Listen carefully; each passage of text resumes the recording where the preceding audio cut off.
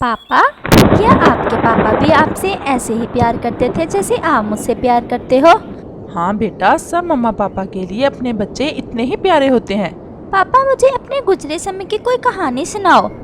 बेटा, क्यों अपने पापा को तंग कर रहे हो? तुम्हारे पापा जब भी अपने गुजरे समय को याद करता है तो तुम्हारा पापा बहुत दुखी हो जाता है। पापा, आप दुखी क्यों हो जाते हो? नहीं बेटा, वो समय तो गुजर गया। मैं अब ज़रा भी दुखी नहीं हूँ। मेरे पास तुम हो, तुम्हारी मम्मा है, घर है, सब कुछ है। पापा, अपनी ज़िंदगी के बारे में बताओ ना। मेरा बहुत दिल करता है आपके बचपन की कहानी सुनने को। अच्छा, मेरे पास आ जाओ। लेकिन मेरी कहानी सुनकर आपने मुझसे वादा करना है कि आप भी अपने पापा की तरह ज़िंदगी की हर मुश्किल का बहादुरी से मुकाबला करोगे। मैं बहुत छोटा सा था जब मेरी ज़िंदगी में बहुत बड़ा दुख आया। मैंने पहले ही दिन अपने मम्मा पापा के साथ उड़ान ली थी। मुझे हवा में उड़ने का बहुत मज़ा आ रहा था। फिर हम उड़ते उड़ते मैदान की तरफ निकल गए। वहाँ मैं अपने मम्मा पापा के साथ बहुत खुश था, क्योंकि वो दिन मेरा पहला दिन था जब मैं दाना की तलाश में अपने मम्मा पापा के साथ निकला था। फिर एक जगह मेरे मम्मा पापा ने ढेर सारे मकई के दाने देखे और हमने मकई के दाने खाए। जैसे ही हम वहाँ से उड़ने लगे तो जालिम शिकारी का तीर सीधा मेरे पापा को आकर लगा और मेरा पापा वहीं गिर गया। मेरी मम्मा बेबस थी, कुछ नहीं कर सकती थी सिवाय इसके कि मुझे वहाँ से लेकर भाग जाए। और हम माँ बेटा अपनी सारी खुशियाँ लुटाकर घर वापस आ गए। पापा, आप तो बहुत दुखी होंगे फिर। हाँ बेटा, हम माँ बेटा तन्हा हो गए थे। मेरा पापा मुझे छोड़कर जा चुका था। अभी 2 दिन ही गुजरे थे कि मेरी मम्मा की तबीयत बहुत ख़राब हो गई। घर में खाने को कुछ भी नहीं था। और फिर मैंने अपनी माँ से कहा, माँ मुझे पता है आप पापा की वजह से बहुत दुखी हो। जिस दिन से पापा हमें छोड़कर गया है आपने दाना भी नहीं खाया, इसीलिए आपकी तबीयत ठीक नहीं है। बेटा, बहुत कोशिश करती हूँ लेकिन मैं टूट गई हूँ। शायद अब मेरा भी वक्त आ गया है। मम्मा ऐसे तो ना कहो। आपके बेटे का क्या बनेगा? अगर आपको कुछ हो गया तो मैं तो बेआसरा हो जाऊंगा। माँ मैं अच्छे से उठ सकता हूँ। मैं आपके लिए दाना लेकर आता हूँ। हाँ बेटा, तुम जाओ। शायद अब तुम्हें अकेले ही ज़िंदगी गुजारनी होगी। अगर मुझे कुछ हो गया तो रोना नहीं, बहादुरी से मुकाबला करना दुख और सुख का। ज़िंदगी कभी भी एक जैसी नहीं होती। अगर ज़िंदगी में दुख आए तो खुशियाँ भी ज़रूर आती हैं, लेकिन वो दुख का समय हमारे लिए इम्तिहान का समय होता है। बस हौसला नहीं छोड़ना। आज मेरी माँ मुझसे ऐसे बात कर रही थी जैसे समय बहुत कम हो माँ के पास। और फिर मैं दाना लेने निकल जाता हूँ। उस दिन मेरा दिल बहुत उदास था। पापा बहुत याद आ रहे थे और मम्मा की तबीयत भी बहुत ख़राब थी। मैं अभी थोड़ा ही दूर गया था कि मुझे ऐसे लगा कि मेरी मम्मा मुझे वापस बुला रही है और मैं वापस अपने घर लौट आया। प्यारे दोस्तों, क्या आपने मुझे सब्सक्राइब कर लिया है? और घंटी के आइकॉन को दबाना बिल्कुल मत भूलिएगा। मेरी माँ की चंद सांसें बाकी थी। माँ ने मुझे अपने सीने पर लटा लिया। आज भी मुझे मेरी माँ की खुशबू ऐसे ही याद है। और फिर मेरी माँ चल बसी। मैं बहुत रोया, बहुत तड़पा, लेकिन माँ ने आंखें ना खोली और मैं बेआसरा हो गया, तन्हा हो गया। और फिर माँ के बगैर पहली रात थी मेरी। मैं बहुत छोटा था। रात के खौफ से मेरा दिल डर रहा था।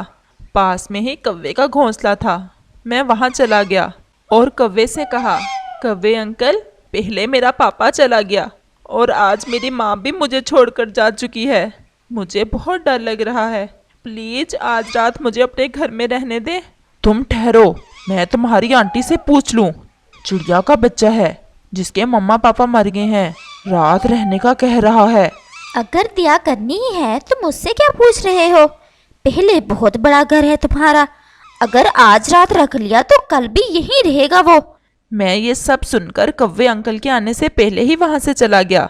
मेरा दिल बहुत डर रहा था। मैं वापस अपने ही घर लौट आया। वो रात थी कि गुजरने का नाम ही नहीं ले रही थी। मैं सहमा हुआ बैठा रहा और सारी रात जाकर गुजार दी। और मुझे अच्छे से अंदाजा हो गया था कि मेरी कोई मदद नहीं करने वाला। ये दुख, यह मुश्किल समय मुझ पर है और मुझे ही इसका मुकाबला करना होगा। मुझे इस जंगल में सबसे बड़ा डर था उस जालिम चील का, जो कोई भी बच्चा अकेले देखकर उठा ले जाती। फिर मैंने अपने छोटे से दिमाग से ये फैसला किया कि मुझे वो जंगल छोड़ देना चाहिए। मैं इस जंगल में आ गया। मैं एक पेड़ पर बैठा हुआ था कि सामने हमारे ही परिवार की एक चिड़िया रो रही थी। बेटा वो मैं थी तुम्हारी मम्मा। अब मुझे सुनाने दो ना कहानी अपने बेटे को, पूछा तो। उस चिड़िया को रोता देख के मुझसे रहा ना गया और मैं उसके पास चला गया। मैंने उससे पूछा, आप क्यों रो रही हो और शाम भी होने वाली है, आप यहाँ अकेले कैसे आई हो? मेरा नाम सोनू है। मैं आज अपनी मम्मा के बगैर अकेले ही दाना लेने निकली थी और रास्ता भूल गई। मुझे अपने घर का कोई पता नहीं है, इसीलिए रो रही हूँ। मैंने उससे कहा, मैं भी अकेला ही हूँ इस जंगल में, आज ही आया हूँ। हम इकट्ठे रात इसी पेड़ पर गुजारते हैं, इससे हम दोनों को एक दूसरे का सहारा मिल जाएगा। और फिर ऐसे हमने वो रात वहीं गुजारी। सुबह होते ही उस चिड़िया की मम्मा अपनी बेटी को ढूंढते हुए उधर आ गई। वो अपनी बेटी को देखकर बहुत खुश हुई। फिर उस चिड़िया ने मुझसे पूछा, बेटा तुम कौन हो? और मैंने सारी बात उसे बताई। बेटा हमारा परिवार भी इतना बड़ा नहीं है, तुम हमारे साथ चलो, आज से मैं तुम्हारी मम्मा हूँ। फिर मैं उसके साथ चला गया। सोनू की मम्मा ज़्यादा उड़ नहीं सकती थी, इसीलिए वो अक्सर दाना खाए बगैर भूखे ही सोते। फिर उन्हें मेरा और मुझे उनका सहारा मिल गया। मैं और सोनू हर रोज़ जंगल में निकल जाते और हम जवान थे, ज़्यादा उड़ सकते थे। कुछ ही दिनों में हमने घर में ढेर सारा दाना इकट्ठा कर लिया। फिर एक दिन जब हम दाना लेकर आए तो सोनू की मम्मा बहुत बीमार थी। उसने मुझसे कहा, बेटा शायद मुझे तुम्हारी ज़रूरत थी, जो भगवान ने तुम्हें मेरे पास भेज दिया। मेरी बच्ची का ख्याल रखना और हमेशा साथ रहना, इसे कभी ना छोड़ना। और फिर सोनू की मम्मा भी चल बसी और फिर मैं और तुम्हारी मम्मा बहुत उदास हो गए। लेकिन फिर जब तुम हमारे पास आए तो हमारी सारी खुशियाँ फिर से लौट आईं। बेटा हम हमेशा तुम्हारे साथ नहीं रहेंगे, बस इतना याद रखना कि हर दुख किसी न किसी आने वाली खुशी का संकेत होता है। अपने घर अपने परिवार का अच्छे से ख्याल रखना। और फिर इनका बेटा ये सब सुनकर रोने लग जाता है। अब मेरे पास आ जाओ मेरा बच्चा, हम तुम्हें बहादुर बनाना चाहते हैं।